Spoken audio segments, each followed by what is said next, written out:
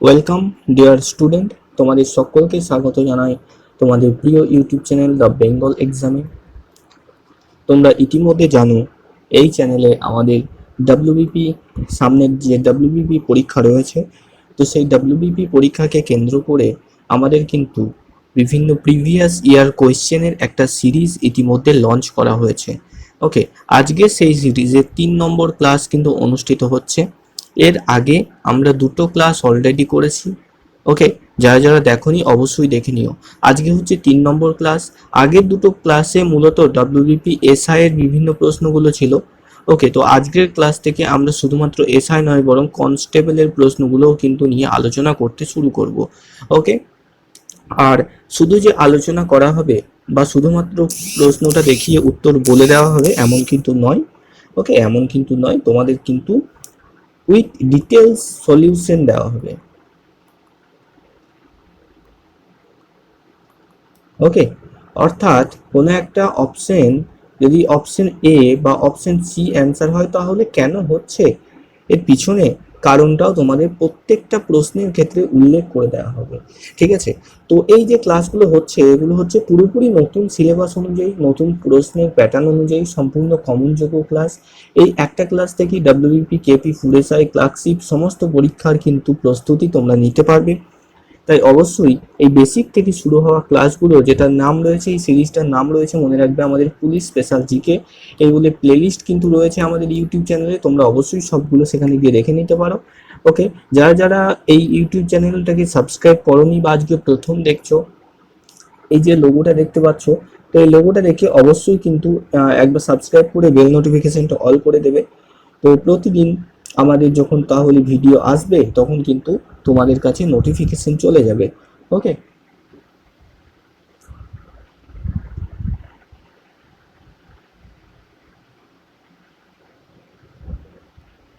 আচ্ছা, আর একটা কথা বলে দিই, আমাদের এই যে ডাব্লিউবিপি যে সিরিজটা চলছে বর্তমানে, মনে রাখবে প্রত্যেক দিন সোমবার সোমবার এবং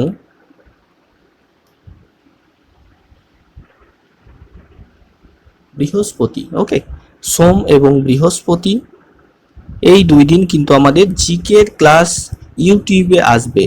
ওকে, সোম এবং বৃহস্পতি এই দুটো দিন আমাদের জিকের ক্লাস কিন্তু ইউটিউবে আসবে সকালের দিকে। ওকে, তো তোমরা সবাই একটু ফলো রাখবে। আচ্ছা, পরবর্তীতে বলে দিই আমাদের এই যে দ্য বেঙ্গল এক্সাম এর মাধ্যমে আমাদের যেসব বর্তমানে কোর্সগুলো চলছে সেদিকে দিকে একটু নজর দেবে। দেখো, আমাদের প্রথমত গ্রাম পঞ্চায়েতের একটা ব্যাচ চালু হয়েছে। সামনের যে পরীক্ষা হচ্ছে সেই সম্পর্কে যাবতীয় পড়াশুনো কিন্তু এই ব্যাচে চলছে, আলাদা আলাদা টিচাররা রয়েছেন। এছাড়া আমাদের primary TET foundation batch already শুরু হয়ে গেছে, ক্লাস কন্টিনিউ হচ্ছে, অনেকে ক্লাস করছে। ক্লার্কশিপ অর্থাৎ পিএসসি ক্লার্কশিপের একটা ব্যাচ চলছে এবং আমাদের সংগ্রামী পুলিশ ব্যাচ এবং এএনএম জিএনএম এর ব্যাচ কিন্তু ইতিমধ্যে লঞ্চ হয়েছে। ওকে, তো তোমাদের মধ্যে যারা যারা এই সমস্ত ব্যাচের মধ্যে কোনো একটাতে বা একাধিক ব্যাচে অ্যাডমিশন নিতে চাও, পড়াশুনো করতে চাও, অবশ্যই এই যে দেখো হেল্পলাইন নাম্বার দেওয়া রয়েছে 7003840858, এই নাম্বারে কল করবে। ওকে, কল বা হোয়াটসঅ্যাপ করবে এবং যাবতীয় যা কিছু তোমাদের জানার আছে জেনে নেবে। ঠিক আছে, এই ক্লাসগুলো লাইভ ক্লাস রেকর্ডেড হবে, দ্য বেঙ্গল এক্সাম অ্যাপের মধ্যে ক্লাস শুরু হবে, লাইভ এবং রেকর্ডেড হবে এবং পিডিএফও তোমাদেরকে দেওয়া হবে। ঠিক আছে, তো বলে রাখি সংগ্রামী পুলিশ ব্যাচ, ডাব্লিউবিপি কনস্টেবল এবং কেপি কনস্টেবল এসআই ইত্যাদিকে কেন্দ্র করে এই ব্যাচটাকে ডিজাইন করা হয়েছে। এখানে তোমাদের জিকে থাকবে, গণিত থাকবে, ইংরেজি থাকবে, রিজনিং থাকবে, সমস্ত কিছু ডিটেলস প্লাস এমসিকিউ করানো হবে। ডিউরেশন হচ্ছে 6 মান্থস এবং ভ্যালিডিটি হবে 1 ইয়ার। ওকে, এটার জন্য অ্যাডমিশন যারা যারা নেবে, ঠিক আছে, আমি অবশ্যই বলবো অ্যাডমিশনটা নিয়ে নাও। ওকে, 24/7 টিচার্সদের গাইডেন্স পাচ্ছ সেখানে। তো অ্যাডমিশন নেবে যারা এই নাম্বারটায় কল করো। ওকে, 7003840858 এই নাম্বারে কল করে অ্যাডমিশন তোমরা নিতে পারবে।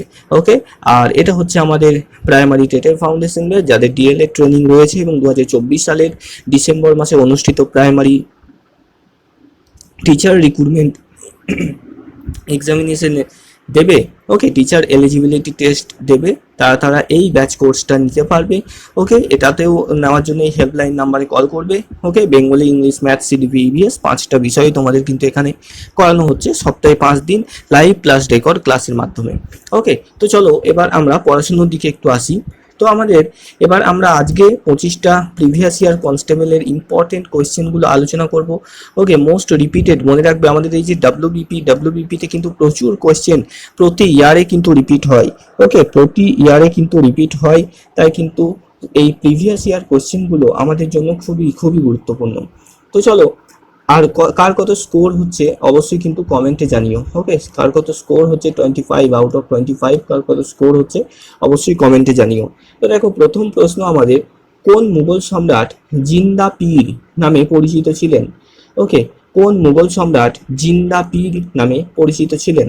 ওকে, option A Akbar, option B Aurangzeb, option C Jahangir, option D Shahjahan. তো সঠিক উত্তর কি হবে? দেখো, সঠিক উত্তর হবে কিন্তু অপশন বি ঔরঙ্গজেব। দেখো, ঔরঙ্গজেব তিনি নিজেকে আলমগীর উপাধিতে ভূষিত করেছিলেন, মোস্ট ইম্পর্টেন্ট। ওকে, মনে রাখবে ঔরঙ্গজেব নিজেকে কি উপাধিতে ভূষিত করেছিলেন? সেটা হচ্ছে কি আলমগীর। ওকে, ঔরঙ্গজেব তিনি নিজেকে আলমগীর উপাধিতে ভূষিত করেছিলেন এবং তাকে জিন্দা পীর বলা হতো। ঔরঙ্গজেবের আমলে মুঘল এলাকা, একটা বিশাল বিস্তীর্ণ এলাকায় মুঘল সাম্রাজ্য কিন্তু ছড়িয়ে পড়েছিল। সেই সময় এই মুঘল অঞ্চলের যে আঞ্চলিক বিস্তার সেটা ছিল সব থেকে বৃহৎ। ওকে, তো দেখো, তিনি তার দরবারে গান বাজনা, সতী প্রথা, ওকে, ঝড়খা, দর্শন, কলমা, লেখা, মুদ্রা, জ্যোতিষশাস্ত্র, হস্তরেখা শাস্ত্র, ওকে, তুলাদান প্রভৃতি প্রথার কি করেন, মদ ভাং বিক্রি এবং পান এগুলো সব নিষিদ্ধ করেছিলেন। ওকে, ঔরঙ্গজেব তিনি বীণা বাজাতেন এবং তিনি 1679 সালে জাজিয়া নামক একটা কর ছিল, পরবর্তীতে আমরা জানবো এটা সম্পর্কে। তো এই জিজিয়া কর বা জাজিয়া করকে কিন্তু তিনি তুলে দিয়েছিলেন। ওকে, তো সঠিক উত্তর হবে আমাদের অপশন বি ঔরঙ্গজেব। দেখো, এই একটা প্রশ্নের ক্ষেত্রে আমরা কিন্তু আরো প্রচুর এক্সট্রা ইনফরমেশন পাচ্ছি। ওকে, কিছু কিছু হয়তো তোমাদের জানা, কিছু কিছু স্বাভাবিকভাবেই অজানা। এটা এসেছিল ডাব্লিউবিপি কনস্টেবল 2019-এর প্রিলিমিনারি। চলো, 2 নম্বর আমাদের প্রশ্ন, বলো, অ্যান্সার করার চেষ্টা করবে, কোন আন্দোলনের সময় থেকে বল্লভভাই প্যাটেল সর্দার নামে ভূষিত হন? জানি আমরা সবাই সর্দার বল্লভভাই প্যাটেলকে, তার আমরা স্ট্যাচুও দেখেছি। ওকে, তো বলো, অপশন এ স্বদেশী আন্দোলন, অপশন বি আইন অমান্য আন্দোলন, অপশন সি ভারত ছাড়ো আন্দোলন, অপশন ডি বরদৌলি আন্দোলন। তো এখানে সঠিক উত্তর কি হবে? সঠিক উত্তর হবে কিন্তু অপশন ডি। ওকে, বরদৌলি আন্দোলন। দেখো, বরদৌলি সত্যাগ্রহ ছিল ঔপনিবেশিক সরকার কর্তৃক কৃষকের উপর বর্ধিত কর আরোপের বিরুদ্ধে ভারতে কৃষকদের আন্দোলন। ওকে, এটা মূলত এক প্রকারের কৃষক বিদ্রোহ তুমি বলতে পারো। ওকে, এক প্রকারের কৃষক বিদ্রোহ বলতে পারো। ওকে, মূলত প্রচুর পরিমাণে কর কৃষকদের উপর চাপিয়ে দেওয়া হয়, যে কারণে কিন্তু এই সত্যাগ্রহ হয়েছিল। ওকে, এবং জাতীয়তাবাদ আন্দোলন, এটি বোম্বে প্রেসিডেন্সিতে ধার্য করা 22% কর বৃদ্ধি বাতিলের দাবি জানানো হয় এই আন্দোলনের মাধ্যমে। আন্দোলনটি 12 জুন 1928 সালে শুরু হয়েছিল। ওকে, এই যে বরদৌলি সত্যাগ্রহ, এটা শুরু হয়েছিল কবে? 1928 সালে শুরু হয়েছিল, এটাও মনে রাখবে, এটাও কিন্তু প্রশ্নে দিতে পারে। এই যে বরদৌলি সত্যাগ্রহ, এখান থেকেই বল্লভভাই প্যাটেল সর্দার নামে কিন্তু ভূষিত হতে থাকেন। চলো, পরবর্তী মোস্ট ইম্পর্টেন্ট এবং মোস্ট রিপিটেড একটা প্রশ্ন, সেটা হচ্ছে কি, কাইজার ই হিন্দ। বলো, কাইজার ই হিন্দ কাকে বলা হয় বা কাইজার ই হিন্দ নামে কে পরিচিত ছিলেন? Option A Mahatma Gandhi, option B Dadabhai Naoroji, option C lord Curzon এবং option D lord Dalhousie. Okay, আশা করি নিশ্চয়ই অ্যান্সার করতে পারছো তোমরা। তো দেখো, সঠিক উত্তর কি হবে? সঠিক উত্তর হবে অপশন এ মহাত্মা গান্ধী। ওকে, দেখো, কাইজার ই হিন্দ এটা ছিল মূলত একটা উপাধি। এই উপাধিটি মহাত্মা গান্ধীকে প্রদান করা হয়েছিল 1900 থেকে 1947 সাল পর্যন্ত জনসেবার ক্ষেত্রে উল্লেখযোগ্য ভূমিকার জন্য। ওকে, জনসেবাতে উল্লেখযোগ্য ভূমিকা গ্রহণ করার জন্য গান্ধীজিকে কাইজার ই হিন্দ নামক একটা উপাধি দেওয়া হয়। এটা ছিল 1900 থেকে 1947 সাল অবধি তার কাছে প্রযোজ্য ছিল। ওকে, দেখো, উল্লেখযোগ্য ভূমিকার জন্য ভারত সম্রাট এই উপাধি প্রদান করতেন। GW লাইটার্নার এই শব্দটিকে উদ্ভাবন করেছিলেন। ওকে, চলো পরবর্তী প্রশ্নের দিকে যাই আমরা। সতীদাহ প্রথা, বলো, এটাও মোস্ট রিপিটেড একটা প্রশ্ন। বলো, সতীদাহ প্রথা কে রোধ করেন? ওকে, রদ করেন কে? বলো, Lord William Bentinck, Lord Canning, Lord Curzon নাকি লর্ড ডালহৌসি? সতীদাহ প্রথা রোধ করেছিলেন কে? ওকে, তো দেখো, রামমোহন রায়ের উদ্যোগে 1829 খ্রিস্টাব্দে, সালটা এবং তারিখটা মনে রাখবে, 1829 সালের 4 ডিসেম্বর লর্ড উইলিয়াম বেন্টিং সতীদাহ প্রথা রদ করেছিলেন। ওকে, লর্ড উইলিয়াম বেন্টিং, রামমোহন রায়ের উদ্যোগে লর্ড উইলিয়াম বেন্টিং কিন্তু সতীদাহ প্রথা রোধ করেছিলেন। মনে রাখবে 1829। ওকে, 1829 সালে কিন্তু এটা হয়েছিল। চলো পরবর্তী প্রশ্নের দিকে যাই আমরা। 5 নম্বর প্রশ্ন আমাদের, বলো সার্ভেন্টস অফ ইন্ডিয়া সোসাইটি, বলো সার্ভেন্টস অফ ইন্ডিয়া সোসাইটি কে প্রতিষ্ঠা করেছিলেন? ওকে, সার্ভেন্টস অফ ইন্ডিয়া সোসাইটি কে প্রতিষ্ঠা করেছিলেন? এটা ছিল আমাদের ডাব্লিউবিপি কনস্টেবল প্রিলিমিনারি 2019-এ। দেখো, অপশন এ গোপাল কৃষ্ণ গোখলে বা জি, option B Annie Besant, okay, option C Dadabhai Naoroji, option D Rishi Aurobindo Ghosh. Okay, G K গোখলের একটা বিখ্যাত উক্তি আছে জানো, যে আজকে বাংলা যা ভাবে কালকে ভারত সেটা ভাবে, তাই তো? আচ্ছা বলো, এখানে সঠিক উত্তর কি হবে? দেখো, সঠিক উত্তর হবে কিন্তু আমাদের অপশন এ। ওকে, সঠিক উত্তর আমাদের হবে কি অপশন এ, গোপাল কৃষ্ণ গোখলে হবে সঠিক উত্তর। দেখো, Gopal Krishna Gokhale servants of India society প্রতিষ্ঠা করেছিলেন 1905 সালে মহারাষ্ট্রের পুনেতে। এই সংস্থাটি গঠিত হয়েছিল। যদি সাল জিজ্ঞাসা করে মনে রাখবে 1905। ওকে, প্রতিষ্ঠা হয়েছিল কোথায়? মহারাষ্ট্রের পুনেতে। ওকে, পুনেতে কিন্তু প্রতিষ্ঠিত হয়েছিল এই যে আমাদের সার্ভেন্টস অফ ইন্ডিয়া সোসাইটি। কার নেতৃত্বে? গোপাল কৃষ্ণ গোখলের নেতৃত্বে। চলো পরবর্তী আমাদের 6 নম্বর প্রশ্ন, বলো 1946 সালের ক্যাবিনেট মিশনের প্রধান পদাধিকারী কে ছিলেন? 1947 সালে ক্যাবিনেট মিশনের প্রধান পদাধিকারী কে ছিলেন? দেখো, সঠিক উত্তর কি হবে? সঠিক উত্তর হবে আমাদের অপশন এ। ওকে, অপশন এ হবে সঠিক উত্তর। দেখো, 1946 সালে ক্যাবিনেট মিশনের প্রধান পদাধিকারী ছিলেন কিন্তু লর্ড পেথিক লরেন্স। ওকে, দেখো 1946 সালের ক্যাবিনেট মিশনের প্রধান পদাধিকারী ছিলেন লর্ড পেথিক লরেন্স। ব্রিটিশ সরকার থেকে ভারতীয় নেতৃত্বের হাতে ক্ষমতা হস্তান্তর নিয়ে আলোচনা করাই ছিল ভারতে আগত ক্যাবিনেট মিশনের লক্ষ্য। ওকে, মূলত বলতে পারো যে এক প্রকারের স্বাধীনতা দান করা, ভারতের ঐক্য রক্ষা করা এবং ভারতে বহু প্রতীক্ষিত স্বাধীনতা প্রদানও ছিল এই মিশনের লক্ষ্য। ক্যাবিনেট মিশন 1946 সালে ভারতে এসেছিল। সেই সময় লর্ড ওয়াভেল ছিলেন ভারতের ভাইসরয়। ওকে, আচ্ছা এই জায়গাটা থেকেও প্রশ্ন আসে যে ক্যাবিনেট মিশন যখন ভারতে এসেছিল তখন ভারতের ভাইসরয় কে ছিলেন? ওকে, এই জায়গাটা থেকেও কিন্তু প্রশ্ন আসে, তো মনে রাখবে লর্ড ওয়াভেল ছিলেন সেই সময় ভারতের ভাইসরয়। চলো পরবর্তী প্রশ্নের দিকে আমরা যাই। আমাদের 7 নম্বর প্রশ্ন, জালিয়ানওয়ালা বাগের ঘটনা হয়েছিল কত সালে? জালিয়ানওয়ালা বাগ এর ঘটনা কত সালে হয়েছিল? ওকে, এটা এসেছিল আমাদের ডাব্লিউবি কনস্টেবল 2019-এ। তো জানো সবাই, এই ঘটনার জন্য আমাদের রবীন্দ্রনাথ কিন্তু নাইট উপাধি ত্যাগ করেছিলেন, তাই তো? আমরা সবাই কিন্তু জানি এটা। দেখো, জালিয়ানওয়ালাবাগ হত্যাকাণ্ড, যা অমৃতসর গণহত্যা নামেও পরিচিত। ওকে, পাঞ্জাবের অমৃতসরে ঘটেছিল, যে কারণে এটাকে কিন্তু অমৃতসর গণহত্যা নামেও এই জালিয়ানওয়ালাবাগের হত্যাকাণ্ডকে বলা হয়। এটা তারিখ মনে রাখবে, অপশন ডি হবে সঠিক উত্তর। তারিখ বললে মনে রাখবে 13 এপ্রিল। ওকে, 13 এপ্রিল, 13 এপ্রিল ছিল তারিখ। 13 এপ্রিল 1919-এ সংঘটিত হয়েছিল এটা। রাওলাট আইনের বিরুদ্ধে প্রতিবাদ জানাতে বার্ষিক বৈশাখী মেলার সময় ব্রিটিশ ভারতের পাঞ্জাবের অমৃতসরের জালিয়ানওয়ালাবাগে একটা বিশাল শান্তিপূর্ণ জনতা জড়ো হয়েছিল। ওকে, কিসের বিরুদ্ধে প্রতিবাদ জানাতে? রাওলাট অ্যাক্ট যেটা পাস হয়েছিল সেটার বিরুদ্ধে প্রতিবাদ করার জন্য এই যে বৈশাখী মেলার সময় এরকম একটা ফাঁকা জায়গায়, এই জালিয়ানওয়ালাবাগের একটা ফাঁকা জায়গায় কিন্তু প্রচুর পরিমাণে জনগণ এসেছিল। দেখো, স্বাধীনতার সপক্ষের কর্মী ডক্টর সৈফুদ্দিন কিচলু এবং ডক্টর সত্যপালকে গ্রেপ্তার করা হয়েছে। জনসমাবেশের প্রতিক্রিয়ায় অস্থায়ী ব্রিগেডিয়ার জেনারেল REH ডায়ার, ওকে, এই যে ডায়ার, এই ডায়ার কি করেছিলেন? তিনি গুলি চালানোর কিন্তু নির্দেশ দিয়েছিলেন। এখান থেকেও প্রশ্ন আসে, RH ডায়ার, ওকে, মাইকেল ডায়ার, তিনি গুলি চালানোর নির্দেশ দিয়েছিলেন। ব্রিটিশ ভারতীয় সেনাবাহিনী তার গুর্খা এবং শিখ পদাতিক রেজিমেন্টের সাথে জনগণকে ঘিরে ফেলেন। জালিয়ানওয়ালা বাগ থেকে শুধুমাত্র এক পাশে বের হওয়া যেত। ওকে, কারণ কি গেট ছিল একটা, এর অন্য 3 দিক ভবন দিয়ে ঘেরা ছিল, অন্য 3 দিকে দেওয়াল ছিল, একটাই গেট ছিল। তো সেই গেটটাকে কিন্তু পুলিশে জব্দ করে দেয়। ঠিক আছে, দেখো, তার সৈন্যদের সাথে প্রস্থানের পথ অবরোধ করার পর তিনি তাদের ভিড়ের উপর গুলি করার নির্দেশ দেন। এমনকি বিক্ষোভকারীরা পালানোর চেষ্টা করলেও গুলি চালিয়ে যান। সৈন্যরা তাদের গোলা বারুদ শেষ না হওয়া পর্যন্ত গুলি চালাতে থাকে। কি বিভৎস একটা ঘটনা করেছিল আমরা কিন্তু বুঝতে পারছি।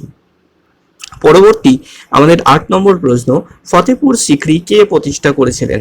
ওকে, ফতেপুর সিক্রি কে প্রতিষ্ঠা করেছিলেন? আমরা সবাই মোটামুটি জানি ফতেপুর সিক্রি কিন্তু আকবরের সাথে সম্পর্কযুক্ত, তাই তো। দেখো, ফতেপুর সিক্রি ভারতের উত্তরপ্রদেশের আগ্রা জেলার একটি শহর।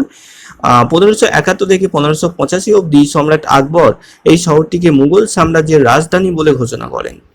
ওকে, কিন্তু পরবর্তীতে পাঞ্জাবের একটি ঘটনা পরিপ্রেক্ষিতে এটি বাতিল করা হয়। 1610 সালে শহরটি সম্পূর্ণরূপে কিন্তু বর্জিত হয়। তাহলে ফতেপুর সিক্রি এটা কিন্তু আমাদের আকবর, সম্রাট আকবর কিন্তু এটাকে প্রতিষ্ঠা করেছিলেন। পরবর্তীতে 9 নম্বর, এবং এটাও খুব খুব গুরুত্বপূর্ণ প্রশ্ন, সেটা হচ্ছে কি, সেটা হচ্ছে আমাদের মনসবদারি প্রথা। ওকে, মনসবদারি প্রথা কে প্রচলন করেছিলেন? মনসবদারি প্রথা কে প্রচলন করেছিলেন? স্টার দেওয়া রয়েছে, অনেক অনেক গুরুত্বপূর্ণ প্রশ্ন, এটা কিন্তু ভিপিআই তোমাদের সামনের পরীক্ষার জন্য। তো দেখো, মনসবদারি প্রথা এটা কে করেছিলেন? দেখো, সম্রাট আকবর। ওকে, অপশন ডি হবে সঠিক উত্তর, সম্রাট আকবর কিন্তু এই যে মনসবদারি প্রথা এটা কিন্তু প্রচলন করেন। দেখো, 1573 থেকে 74 খ্রিস্টাব্দে মুঘল সম্রাট আকবর ভারতে মনসবদারি প্রথা প্রচলন করেন। এই প্রথা অনুসারে প্রতিটি সরকারি কর্মচারীর উপর কিছু না কিছু সামরিক দায়িত্ব কিন্তু ন্যস্ত করা হয়, অর্থাৎ মানে বলতে পারো যে তার আন্ডারে কাজ করা সমস্ত লোক যারা সরকারি কাজে নিযুক্ত প্রত্যেককে ট্রেনিং দেওয়া হয় সৈন্য হিসাবে। ওকে, কর্মচারী সৈন্যবাহিনীর অন্তর্ভুক্ত হয়। মনসব শব্দটির অর্থ হচ্ছে পদমর্যাদা। যিনি এই বিশেষ পদমর্যাদার অধিকারী হতেন তাদেরকে বলা হতো মনসবদার। ওকে, তাদেরকে বলা হতো মনসবদার। চলো, পরবর্তীতে আমাদের 10 নম্বর প্রশ্ন। আচ্ছা দেখো, এশিয়ার বৃহত্তম নদী কোনটি? ওকে, এশিয়ার বৃহত্তম নদী ভালো করে মনে রাখবে। এশিয়ার বৃহত্তম নদী কি হবে? মনে রাখবে, এশিয়া উল্লেখ আছে, এশিয়া উল্লেখ আছে, এশিয়ার বৃহত্তম নদী হবে ইয়াংজে। অপশন ডি হবে তোমাদের সঠিক উত্তর। চীনে অবস্থিত ইয়াংজে নদী হচ্ছে এশিয়ার বৃহত্তম নদী। ইয়াংজে এবং হোয়াংহোর মধ্যে কিন্তু কনফিউশন হবে না। দেখো, চীনের ইয়াংজে নদী এশিয়া মহাদেশের দীর্ঘতম নদী। পশ্চিম এশিয়ার যদি উল্লেখ করে তাহলে উত্তর হবে ইউফ্রেটিস। ওকে, পশ্চিম এশিয়ার ইউফ্রেটিস, এবং পৃথিবীর সমগ্র পৃথিবীর মধ্যে দীর্ঘতম নদী হলো নীল নদ। ওকে, নীল নদ মিশরের মধ্যে রয়েছে, আমরা জানি মিশরের নীল নদ। ওকে, আচ্ছা পরবর্তী দেখো 11 নম্বর প্রশ্ন, নিচের কোন কয়লাকে বাদামি কয়লা বলা হয়?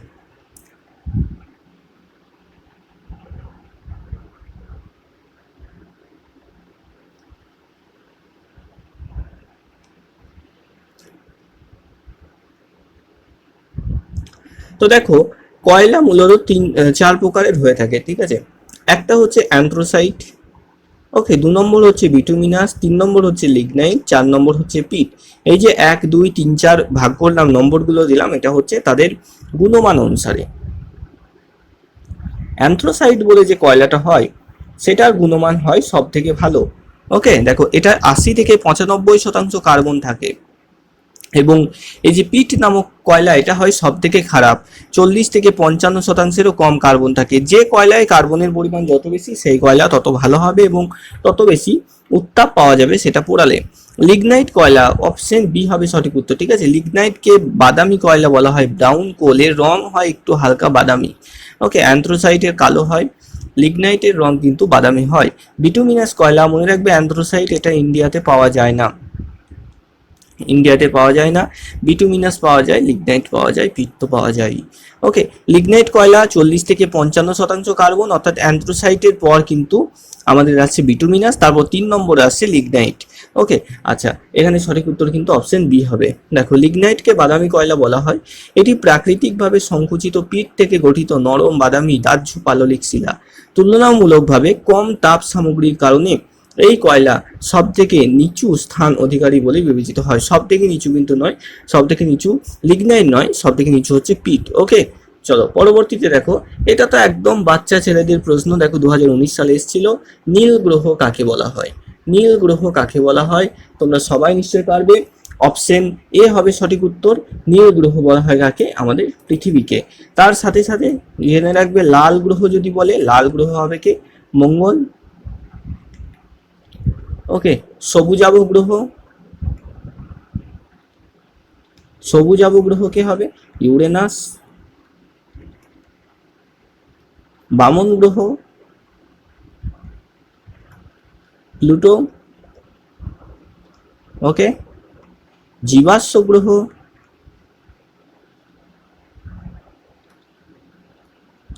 জীবাশ্ম গ্রহ বলা হয় চাঁদকে।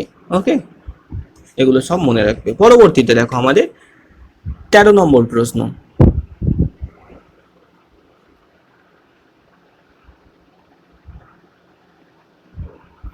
দেখো, নিচের কোনটি যমজ শহর বা টুইন সিটি নয়? এই যে মাঝখানে একটা দেখো শেষে নয় অ্যাড করে দিয়েছে। ওকে, তো মনে রাখবে এই যে দিল্লি এবং নিউ দিল্লি, এটা কোনো রকম টুইন সিটি বা যমজ শহর নয়। কয়েকটা ইম্পর্টেন্ট যমজ শহরের নাম আমাদের মনে রাখতে হবে, যার মধ্যে প্রথমেই আমরা পেয়ে গেলাম হায়দ্রাবাদ সেকেন্দ্রাবাদ, আবার দ্বিতীয়ত আসছে কলকাতা হাওড়া, তৃতীয়ত আসছে দুর্গাপুর আসানসোল। ওকে, আচ্ছা, দিল্লির সাথে কিন্তু নিউ দিল্লি হবে না, দিল্লি এবং নয়ডা হচ্ছে যমজ শহর বা টুইন সিটি। দেখো, দিল্লি এবং নয়ডা যমজ শহর হিসাবে বিবেচিত হয়। এছাড়া হায়দ্রাবাদ সেকেন্দ্রাবাদকে যমজ শহর বলা হয়। হায়দ্রাবাদকে তেলেঙ্গানার রাজধানী বলা হয়, হায়দ্রাবাদ মুক্তার শহর নামে পরিচিত। ওকে, চলো পরবর্তী প্রশ্নের দিকে আসি আমরা। সূর্য এবং পৃথিবীর মধ্যে ন্যূনতম দূরত্ব কবে হয়? ওকে, সূর্য এবং পৃথিবীর মধ্যে ন্যূনতম দূরত্ব কবে হয়? অর্থাৎ সূর্যের চারিদিকে কক্ষপথে ঘূর্ণন করতে করতে পৃথিবী কোন টাইমে সূর্যের সব থেকে কাছে আসে? মনে রাখবে এই অবস্থানটাকে বলা হয় অনুসুর অবস্থান। ওকে, এই অবস্থানটাকে বলা হয় অনুসুর অবস্থান। অপশন বি হবে সঠিক উত্তর, 3 জানুয়ারি। আর একটা টাইমে সব থেকে দূরে থাকে, ওকে, সব থেকে দূরে থাকে, এই অবস্থানটাকে বলা হয় কি? এই অবস্থানটাকে বলা হয় অপসুর অবস্থান। অপসুর অবস্থান, এটা হয় কত? 4 জুলাই। ওকে, দেখো, 3 জানুয়ারি পৃথিবী সূর্যের নিকটতম কক্ষপথে অবস্থান করে। দেখো, নিকটতম দূরত্বে অবস্থান করে, সূর্যের নিকটতম বিন্দুকে পেরিহেলিয়ন, ওকে, যেটাকে ইংরেজিতে পেরিহেলিয়ন বলে, সেটাকেই বাংলাতে আমরা কিন্তু অনুসুর অবস্থান বলি। পেরিহেলিয়ন বলা হয় সূর্যের সবচেয়ে দূরবর্তী বিন্দুটিকে এপিহেলিয়ন বা অপসুর অবস্থান কিন্তু বলা হয়। 3 জানুয়ারি পৃথিবী প্রতি বছর সূর্যের সব থেকে কাছে আসে। যখন পৃথিবী সূর্যের সব থেকে কাছে আসে তখন উত্তর গোলার্ধে শীতকাল হয়, সেই সময় দক্ষিণ গোলার্ধে গ্রীষ্মকাল হয়। ওকে, এপিহেলিয়ন 4 জুলাই, যেটা তোমাদের বলে দিলাম। তাহলে এখানে সঠিক উত্তর কি হবে? সঠিক উত্তর হবে অপশন বি, 3 জানুয়ারি। চলো পরবর্তী দিকে আসি আমরা। কর্কট ক্রান্তি রেখা বা ট্রপিক অফ ক্যান্সার ভারতের নিচে বর্ণিত কোন রাজ্যের উপর দিয়ে যায়নি? দেখো, এই ধরনের প্রশ্ন আসতে পারে দুই ভাবে, একটা তোমাকে চাইতে পারে গিয়েছে, একটা হতে পারে যায়নি। ওকে, তো জাস্ট লিস্টটা মনে রাখবে যে যে 8টা রাজ্যের মধ্যে দিয়ে গেছে, সেই 8টা রাজ্যের নামটা একদম জলের মতো মুখস্থ রাখবে। কি কি? গুজরাট, রাজস্থান, মধ্যপ্রদেশ, ছত্তিশগড়, ঝাড়খণ্ড, পশ্চিমবঙ্গ, ত্রিপুরা, মিজোরাম। ওকে, এই 8টা রাজ্যের নাম মনে রাখবে, ইউটিউবে সার্চ করবে। ওকে, ইউটিউবে সার্চ করবে কর্কট ক্রান্তি রেখা কোন কোন রাজ্য দিয়ে গেছে তার নাম মনে রাখার ট্রিক্স, বিভিন্ন ছড়া, কবিতা, ছন্দ ইত্যাদি পেয়ে যাবে, মনে রাখার জন্য কোনো রকম অসুবিধা হবে না। ওকে, তাহলে দেখো, গুজরাট, রাজস্থান, মধ্যপ্রদেশ, ছত্তিশগড়, ঝাড়খণ্ড, পশ্চিমবঙ্গ, ত্রিপুরা, মিজোরাম। ওকে, তাহলে এখানে সঠিক উত্তর কি হবে? সঠিক উত্তর এখানে হবে অপশন বি, উত্তরপ্রদেশ। মধ্যপ্রদেশ দিয়ে গেছে, উত্তরপ্রদেশ দিয়ে কিন্তু কোনো রকম আমাদের কর্কট ক্রান্তি রেখা যায়নি। অপশন বি হবে সঠিক উত্তর, এখানে কিন্তু রাজ্যের উপর দিয়ে যায়নি জানতে চেয়েছে। চলো পরবর্তী দেখো, বলো মহাকাশ বা স্পেস থেকে কোনো মহাকাশচারী আকাশের রঙকে কেমন দেখবে? মহাকাশ, আমরা তো আকাশকে দিনের বেলায় নীল দেখি, তো মহাকাশ থেকে দিনের বেলাতেই যদি কেউ মহাকাশে যায় সেখানে কেমন দেখবে?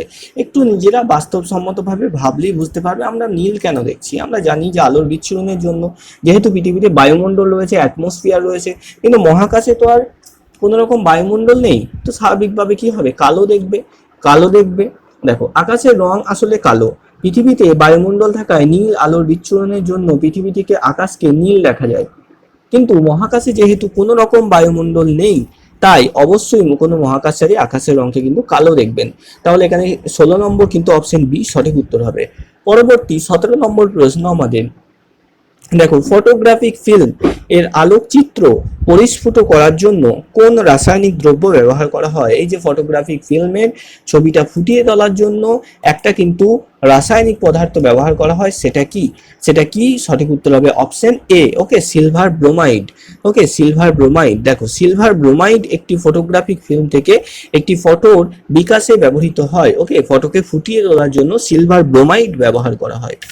চলো পরবর্তী, রামধনু বা রংধনু কেন হয়? ওকে, তো এটার কারণ কি? খুব খুব গুরুত্বপূর্ণ একটা প্রশ্ন। ওকে, রামধনু বা রংধনু সৃষ্টি হওয়ার কারণ কি? দেখো এখানে কয়েকটা জিনিসে গোলমাল তোমাদের হতে পারে। একটা হচ্ছে বিচ্ছুরণে, অপশন ডি তে, একটা হচ্ছে অপশন সি তে, আবার অপশন বি তেও হতে পারে। ঠিক আছে, তো একটু ভালো করে দেখবে। দেখো রংধনু বা রামধনু একটি আবহাওয়া সংক্রান্ত ঘটনা।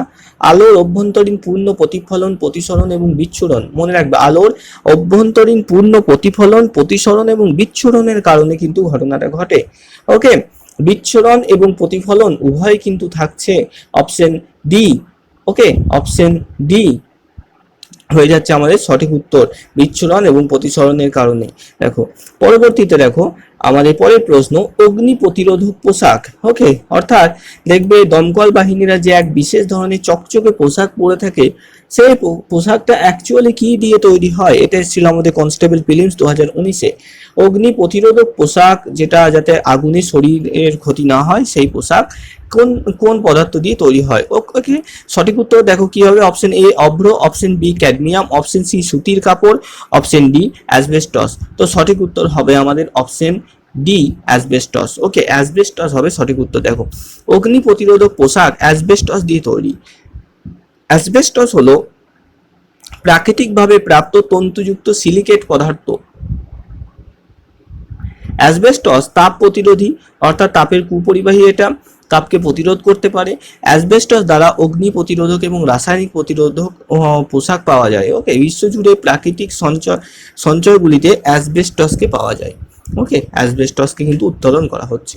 পরবর্তী প্রশ্ন আমাদের 20 নম্বর প্রশ্ন, জিকা ভাইরাস। একটা টাইমে এই নামটা অনেক অনেক খবর চ্যানেলে হয়তো শুনেছিলে।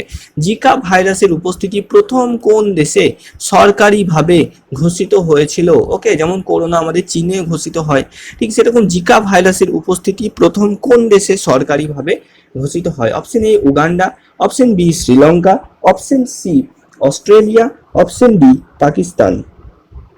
ওকে, তো সঠিক উত্তর কি হবে? সঠিক উত্তর হবে option A Uganda. Okay, Uganda হবে সঠিক উত্তর। দেখো জিকা ভাইরাসের প্রথম নমুনা বা কেসটি সরকারিভাবে উগান্ডায় ঘোষণা করা হয়। মশার কামড়ের কারণে এই রোগটি জিকা ভাইরাসের মাধ্যমে ছড়িয়ে পড়ে। ওকে, পরবর্তী দেখো স্যাকারিন। স্যাকারিন কি দিয়ে তৈরি? ওকে, পরবর্তী স্যাকারিন। স্যাকারিন কি দিয়ে তৈরি হয়?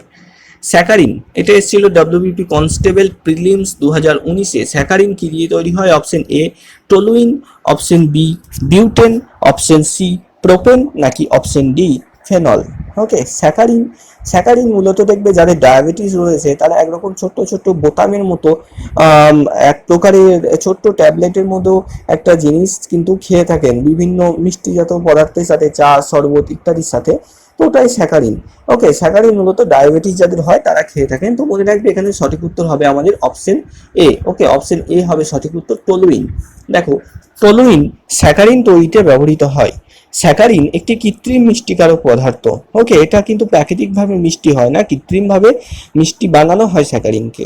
এটা একটা কৃত্রিম মিষ্টিকারক পদার্থ, এতে কোনো খাদ্য শক্তি উপস্থিত নেই। সুক্রোজের তুলনায় এটি 300 থেকে 400 গুণ মিষ্টি। স্যাকারিন খাবার পর একটি তিক্ত বা ধাতব স্বাদ পাওয়া যায়। ছোট্টবেলায় হয়তো দাদুর বা ঠাকুর মায়ের যদি স্যাকারিন থেকে থাকে, অনেকে হয়তো খেয়েছিলে, দেখবে খাবার টাইমে একটা কিরকম তেতো তেতো ভাব আসে। ওকে, প্রথমে একটু মিষ্টি লাগে, তারপর একটা তিক্ত স্বাদ পাওয়া যায়।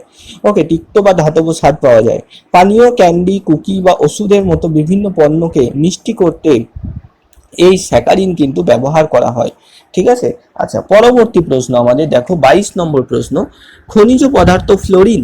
এই যে ফ্লোরিন, ফ্লোরিনের অভাবে মানব দেহে কি ক্ষতি হয়? ওকে, ফ্লোরিনের অভাবে মানব দেহে কি ক্ষতি হয়? অপশন এ দাঁত দুর্বল হয়ে যায়, অর্থাৎ দুর্বল দাঁত বা দাঁতের ক্ষয় বলতে পারো। অপশন বি রক্তাল্পতা বা অ্যানিমিয়া, অপশন সি গয়টার, নাকি option D loss of appetite? বলো সঠিক উত্তর কি হবে? সঠিক উত্তর কিন্তু হবে আমাদের অপশন এ, দুর্বল দাঁত। ওকে, দেখো ফ্লুরিনের ঘাটতির কারণে দুর্বল দাঁত বা দাঁতের ক্ষয় হয়। ফ্লুরিনকে ফ্লুরাইডও বলা হয়।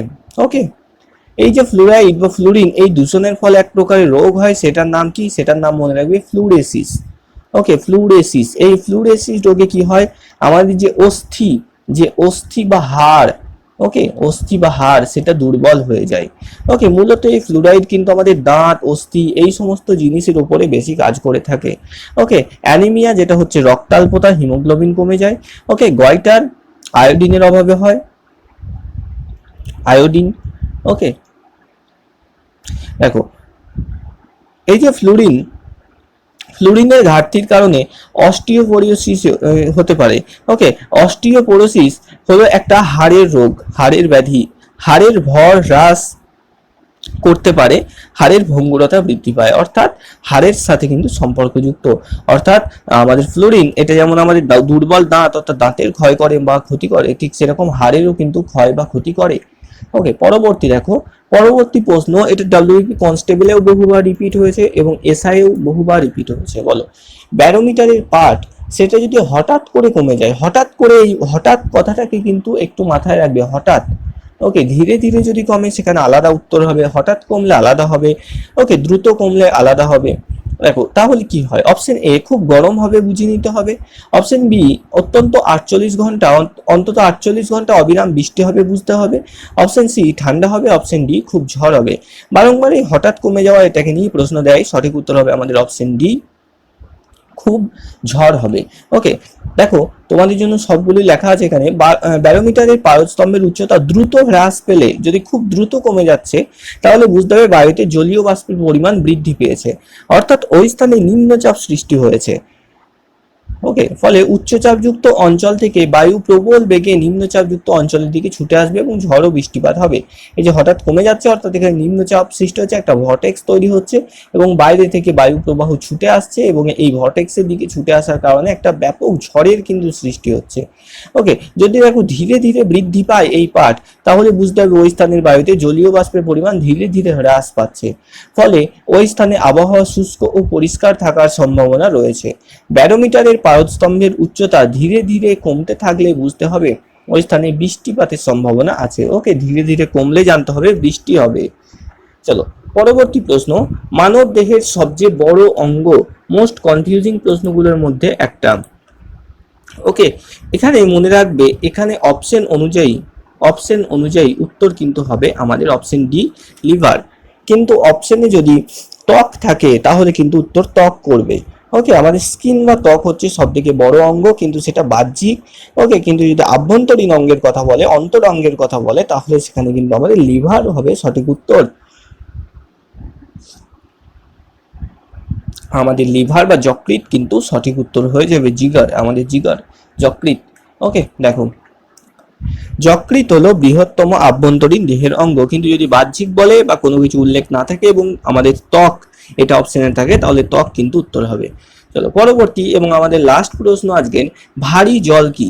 ওকে, হেভি ওয়াটার কি? বলো অপশন এ খনিজ মিশ্রিত জল, অপশন বি হাইড্রোজেনের আইসোটোপ দ্বারা তৈরি জল, অপশন সি ভারী ধাতুর খনিজ মিশ্রিত জল, অপশন ডি ওজোন গ্যাস মিশ্রিত জল। ওকে, ভারী জল কি? তো দেখো ভারী জল কি?